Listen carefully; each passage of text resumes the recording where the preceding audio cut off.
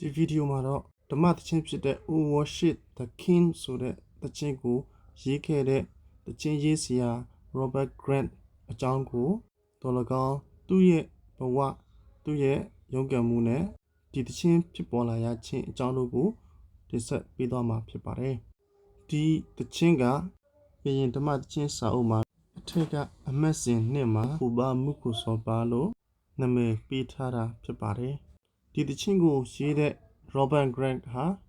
အိန္ဒိယနိုင်ငံပုံပင်မျိုးရဲ့ဘယင်ခံအဖြစ်တာဝန်ထမ်းဆောင်ခဲ့တဲ့သူဖြစ်ပြီးသူကလောကီအမြင်အရဩဇာအာဏာရှိတဲ့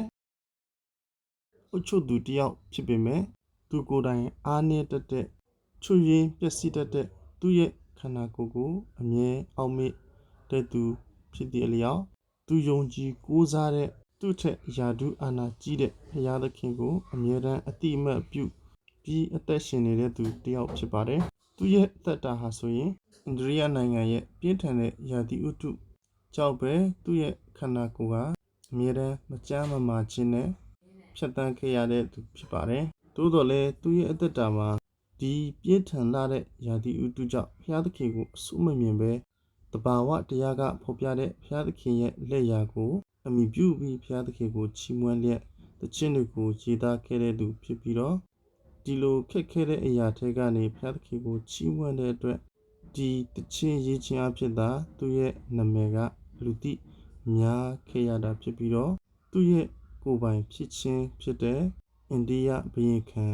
ကြောင့်လူသိများတာမျိုးမဟုတ်ပါဘူး။သူ့ရဲ့အသက်တာမှာတခြားသောအရေးကြီးတဲ့လှုပ်ဆောင်ချက်တစ်ခုကတော့ဂျူးလူမျိုးတွေအတွက်လွတ်မြောက်ခွင့်ရရှိဖို့ဥပဒေကြမ်းကိုတင်သွင်းခဲ့သူဖြစ်ပါတယ်။သူဟာဆိုရင်အိန္ဒိယနိုင်ငံမှာနိုင်ငံတော်ဝန်ထမ်းဆောင်ရင်းအဖျားယောဂါနဲ့ကွယ်လွန်ခဲ့တဲ့သူဖြစ်ပြီး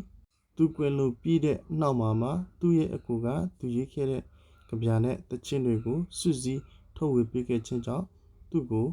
O Worship the King သချင်းရေးတဲ့သူအနေနဲ့သိရှိလာခဲ့ကြရခြင်းဖြစ်ပါတယ်။အစောတိနောက်ထောင်ပေးတဲ့အတွက်အထူးပဲကျေးဇူးတင်ပါတယ်။